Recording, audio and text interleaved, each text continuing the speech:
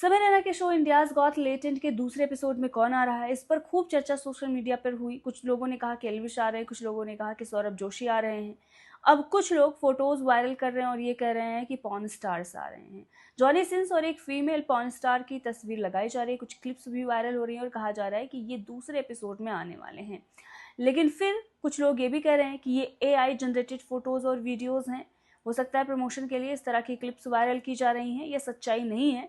वहीं दूसरी और भी तस्वीरें हैं जिसमें सुहानी से लेकर कुल्लू की भी चर्चा चल रही है कि वो लोग गेस्ट बन सकते हैं दूसरे एपिसोड में। लेकिन सौरभ जोशी से हर बार ये सवाल पूछा जा रहा था कि आप कब आएंगे। कुछ उनकी क्लिप्स वायरल हो रही थी जहाँ पर उन्हें कार्ड भी मिला था कि उन्हें इनवाइट किया गया है। अब उस पर उन्होंने क्या जवाब दिया है वो आपको सुनाते हैं, सुनिए। गाइज आजकल काफ़ी लोग मुझे बोल रहे हैं कि इंडियाज़ गोट टैलेंट सीज़न 2 में जाओ, सीज़न 2 में जाओ। काफ़ी लोग बोल रहे हैं। तो पहले तो मैं सोचा नहीं इस बारे में, बट अगर बुलावा आएगा तो जाएंगे यार, ऐसी बात नहीं है। अब जाएंगे तो आपको पता ही है क्या होगा। जाऊंगा तो फिर ख़तरनाक रोस्ट होगा, क्योंकि बहुत सारे मीम वैसे ही इंस्टाग्राम पे बनते रहते हैं, बहुत सारी चीज़ें होती रहती हैं। तो अगर वहाँ चला गया तो वहाँ क्या होगा भाई, वो तो मेरे को उस तरीके से जाना पड़ेगा ना। लॉकअप सीजन 2 में अगर सबसे ज्यादा इरिटेटिंग कोई है तो वो है श्रेया कालरा। लेकिन उनसे भी बड़ा वाला कोई और है तो वो राम कपूर हैं। जब से शो में गए हैं गंद फैला रहे हैं। लोग अपना नाम बनाने जाते हैं, ये अपना बना बनाया नाम बिगाड़ने गए हैं। वैसे राम कपूर उन लोगों में से हैं जो रियल लाइफ में तो हीरो बन जाते हैं लेकिन रियल लाइफ में विलन ही रह जाते हैं। राम कपूर कभी बच्चे को, किसी लड़के को किस कर रहे हैं जबरदस्ती, कभी किसी की पर्सनालिटी को टारगेट कर रहे हैं, कभी किसी से बदतमीजी कर रहे हैं, कुछ भी करने की कोशिश कर रहे हैं ताकि वो दिखें और उन्हें आगे तक ले जाया जा सके। लेकिन अब उन्होंने चीटिंग को भी जस्टिफाई किया है, उन्होंने उसे भी नॉर्मलाइज करने की कोशिश की है। उन्होंने कहा ये तो गलती हो जाती है, मिस्टेक से हो जाता है, अगर हम चीट कर रहे हैं तो वो गलती हो जाती है। अगर आप अपने पति से, अगर आप अपने बच्चे से प्यार करती हैं तो ये सब छोड़ देना चाहिए, मतलब इसे आप नॉर्मल समझ लीजिए और ऐसा चलता रहता है। लेकिन जब वो नॉर्मलाइज करने की कोशिश कर रहे थे, उस पर आकांक्षा चमोला जो कि गौरव खन्ना की पत्नी है, उन्होंने पॉइंट आउट किया और उन्होंने कहा कि ये कोई गलती नहीं है, ये मिस्टेक नहीं है, ये चाकू नहीं रखा है कि गिर गया, गलती से लग गया, ये एक पूरा प्रोसेस है। हो रहे हो किसी से, वो एक प्रोसेस है। You have to take somebody's clothes off, take your clothes off and do it and finish it off. You cannot say गलती, ऐसा नहीं है कि भाई मैंने चाकू रखा और गलती से मार दिया। जिस तरह से कांक्षा ने स्टैंड लिया है, ज्यादातर लोग उन्हें सपोर्ट कर रहे हैं। वैसे इस पर आपका क्या कहना है, कमेंट करके जरूर बताइएगा।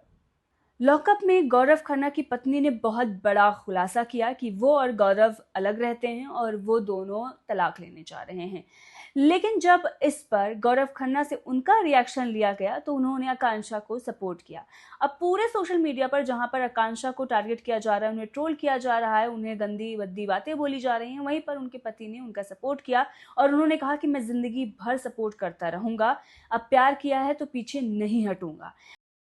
यार अभी भी उतना है, सपोर्ट अभी भी उतना है। मैं तो हमेशा सपोर्ट करूंगा कांक्षा को, मेरी बीवी है यार। प्यार किया तो जीने की वजह। All the very best to Kanksha, all life मैं हमेशा उसके साथ खड़ा हूँ और उसको सपोर्ट कर रहा हूँ। बहुत अच्छा खेले, जीत के आए। गौरव खन्ना का जो रिएक्शन है वो पूरे सोशल मीडिया पर वायरल हो रहा है, लेकिन वहीं दूसरी तरफ एक और बड़ा खुलासा हो गया है और ये खुलासा किसी और ने नहीं किया है बल्कि श्रेया ने किया है। जी हाँ, वही श्रेया जब से शो में गई है, चबड़ चबड़ चबड़ चबड़ इतनी गंद उसने फैला दिया है। पहले तो वो सोशल मीडिया पर रो रही थी कि मुझे टारगेट किया जा रहा है मेरे कपड़ों को लेकर, मैं अगर किसी दूसरे फ्रेंड्स के साथ घूमने चली गई तो उसको लेकर।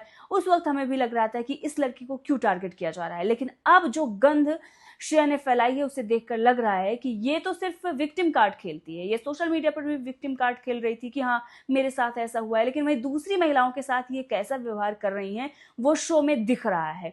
आकांक्षा या योगेश वो सपोर्ट करने के लायक नहीं है, लेकिन आप जिस तरह से उनसे बदतमीजी से बात कर रही हैं या उनके बारे में जो सारी चीजें बोल रही हैं या किसी और के बारे में बोल रही हैं, उससे ये दिखता है कि आप किस किस्म के इंसान हैं। आकांक्षा चमोला हों या और बाकी लोग हों, वो लोग भी उनसे अच्छे से बात कर रहे हैं। ठीक है, वो उनका पर्सनल मैटर, अगर उन्होंने कुछ गलत किया है तो वो गलत है, उसका कोई समर्थन नहीं कर रहा है। वो जिस लड़की को चीट करके आए हैं वो उस तरीके से सवाल उठा सकती है, लेकिन आप हर रोज उसी को मुद्दा बनाकर आगे बढ़ने की कोशिश करेंगी तो ये गलत है। अब जब श्रेया को लगा कि वो मुद्दा भी काम नहीं आ रहा है तो उन्होंने आकांक्षा चमोला के बारे में बहुत बड़ा खुलासा किया है।